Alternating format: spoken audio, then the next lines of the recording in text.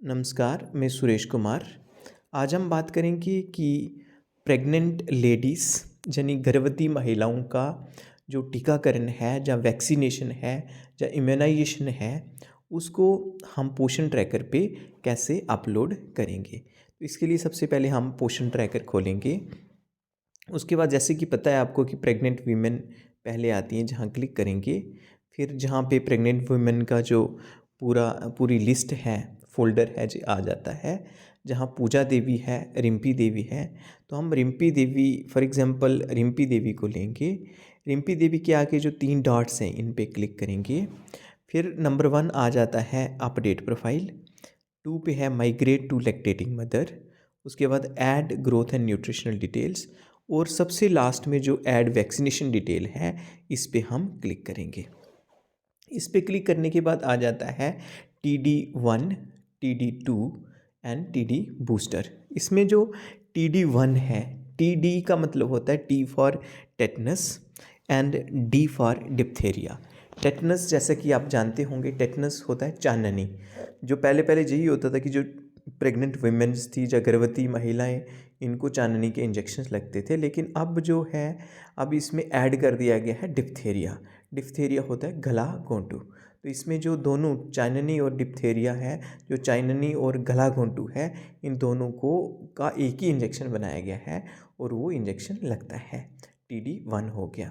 और TD1 जो है जी कब लगेगा जी, TD1 जैसे ही रिकॉग्नाइज हो जाता है कि वह जो पर्टिकुलर महिला है वो प्रेग्नेंट हो गई है, उस समय जो फर्स्ट इंजेक्शन है जे लगाया जाता है। और उसके 1 महीने के बाद जो है वो TD सेकेंड मतलब TD की दूसरी डोज दी जाती है। मतलब जैसे ही अगर फॉर एग्जांपल एक प्रेग्नेंट लेडी है, आज आइडेंटिफाई हुआ है कि उसकी प्रेगनेंसी हो गई है, उसने गर्भधारण कर लिया है, तो आज की डेट में आज या कल TD1 लग जाएगा। और 1 महीने के बाद, आज जैसे 16 तारीख है, 16 दिसंबर है, तो 16 जनवरी के तक के मतलब 16 जनवरी के आसपास जो दूसरी डोज़ है वो लग जाएगी। तो ये TD सेकेंड हो गया। थर्ड पे है TD बूस्टर। ये जो TD बूस्टर है ये तब लगाया, ये फर्स्ट प्रेगनेंसी के केस में नहीं लगाया जाता है। ये TD बूस्टर है जो सेकंड प्रेगनेंसी में लगाया जाता है या थर्ड प्रेगनेंसी में लगाया जाता है। ये इसलिए कि जो फॉर एग्जांपल जो सेकंड प्रेगनेंसी है वो अगर 3 साल से, जैसे एक बच्चे का बर्थ होता है, उसके 3 साल के अंदर अंदर दूसरा गर्भधारण हो जाता है, तो सिंपली TD1 और 2 नहीं लगेंगे, उस केस में TD बूस्टर डोज दी जाती है।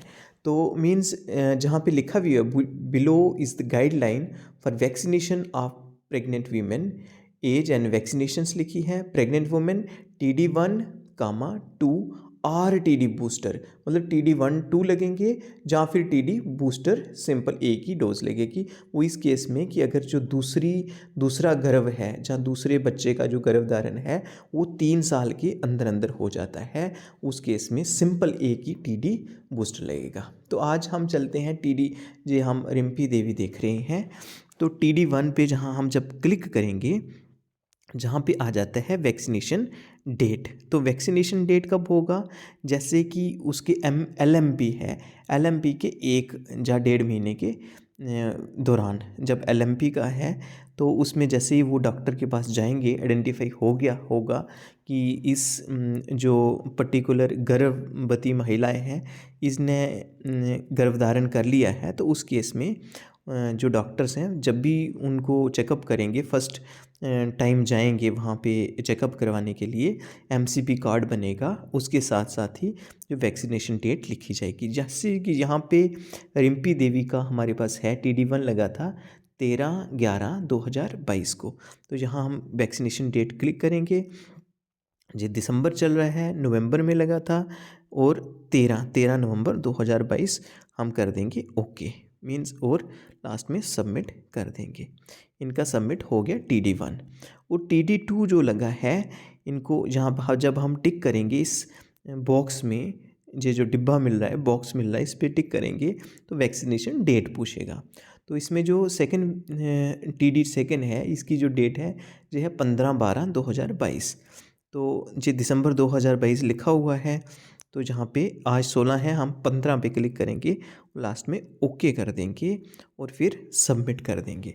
इस प्रकार हमारा जो TD2 हो गया है। क्योंकि ये फर्स्ट प्रेगनेंसी है, इसीलिए इसमें TD बूस्टर हम नहीं फिलअप करेंगे। तो ये एक ध्यान देने वाली बात है कि ये जो हमने जो TD1 है या TD2 है, ये कब फिलअप करने हैं। जैसे ही उस प्रेग्नेंट वुमेन जहाँ जो गर्भवती महिलाएं हैं उसको इंजेक्शन लगेगा, जो इम्यूनाइजेशन या वैक्सीनेशन होगा, वैसे ही उनसे आंगनवाड़ी वर्कर को कंसल्ट करना है, जैसे होम विज़िट करने हैं, उनसे ये डेट पूछनी है और तभी आके पोषण ट्रैकर पे अपडेट कर लेना है। क्योंकि ज़्यादा से ज़्यादा एट द मोस्ट 4 महीने तक ही ये रहता है। 4 महीने के बाद अगर आंगनवाड़ी वर्कर चाहेगी कि क्लिक हो सकता है, वो 4 महीने के बाद जो वैक्सीनेशन है वो क्लिक नहीं होगा। तो आज के लिए इतना ही था। धन्यवाद।